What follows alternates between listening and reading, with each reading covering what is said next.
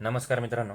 सांगली जिल्हा मध्यवर्ती बँकेची जी 444 जागांसाठी लिपिक पदासाठी जी भरती जाहीर झाली आहे, यामध्ये एक महत्त्वाची बातमी समोर आली आहे. या भरतीच्या संदर्भामध्ये अनेक उमेदवारांना एक मोठी अडचण निर्माण झाली आणि तब्बल जर बघितलं आपण तर 10,500 लोकांना काय झालं आहे, त्यांनी जे सेंटर दिलं होतं त्यापेक्षा त्यांचं बाहेरच्या जिल्ह्यामध्ये सेंटर आलं आहे. म्हणजे खूप लांब लांबचे सेंटर आले.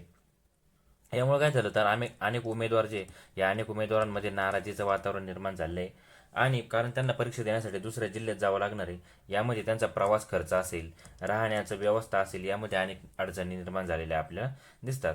आता या पार्श्वभूमीवर काय झालं मित्रांनो, तर उमेदवारांची जी होणारी गैरसोय, या उमेदवारांच्या होणाऱ्या गैरसोयी टाळण्यासाठी बँकेच्या संचालक मंडळाने एक महत्त्वाचं पाऊल उचललं. बँकेच्या संचालक मंडळाने काय केलंय तर IBPSला रिक्वेस्ट केली आहे.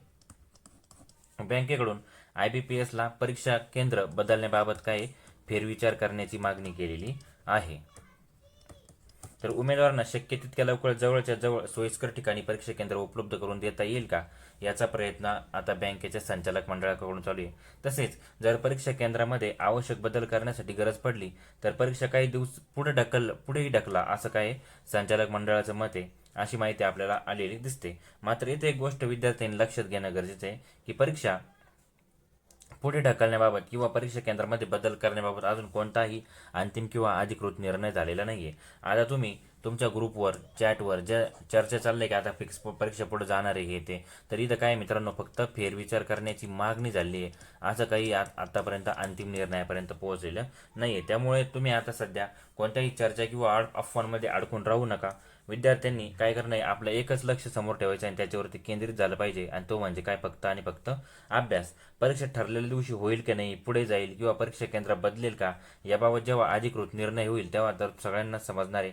तोपर्यंत आपल्याला काय करायचं आहे, आपल्याला फक्त तोपर्यंत अभ्यास अभ्यास आणि अभ्यासच करायचा आहे. अभ्यासावर पूर्ण फोकस ठेवायचा आहे. कारण परीक्षा कधी होईल, त्याचं केंद्र कुठं असेल आणि त्याचा काय निर्णय होईल, हे काय आपल्या हातात नाहीये. हे सर्व संचालक मंडळ आणि IBPS काय करणार आहे, पाहून घेणार आहे. पण आता आपण किती अभ्यास करतो, आपली तयारी किती मजबूत आहे, आणि एक पूर्णपणे आपल्या हातात आहे. त्यामुळे ज्या गोष्टी आपल्या हातात आहे त्या आपण करायला पाहिजे मित्रांनो.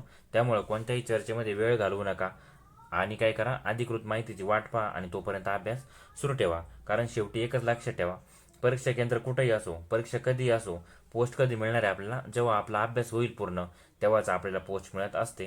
म्हणून अफवांवर विश्वास ठेवू नका.